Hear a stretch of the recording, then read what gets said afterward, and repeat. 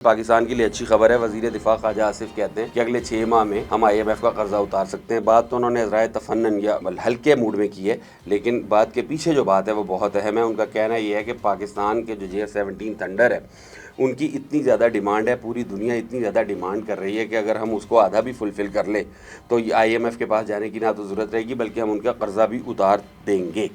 और ये बात बिल्कुल दुरुस्त है, क्योंकि JF-17 थंडर और फिर जो ब्लॉक है इसका JF-17 थंडर ब्लॉक, ये तैयारी डिमांड तो बहुत ज़्यादा है। बांग्लादेश भी मांग रहा है, नाइजीरिया ने हमसे ख़रीदे हैं, म्यांमार मांग रहा है, तुर्की भी मांग रहा है।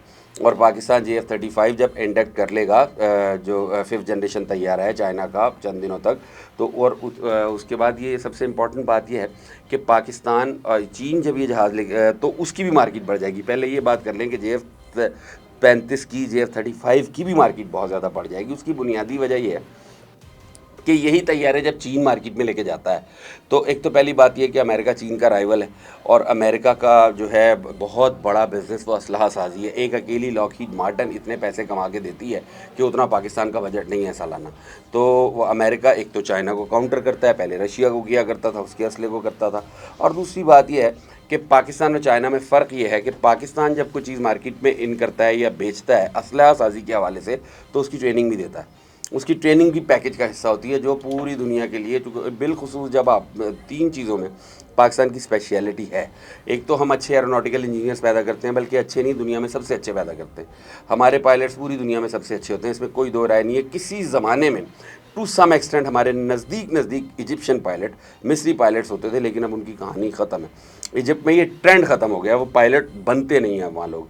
और तीसरी बात है कि हमारे जो निशाना है हमारे फ़ौजियों का, ये पूरी दुनिया में सबसे बेहतरीन होता है, इसमें कोई दो राय नहीं है।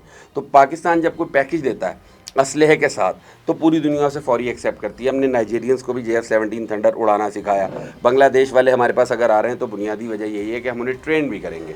और उसके बाद म्यांमार को दिए भी हमने 2 तैयारे या 3 तैयारे।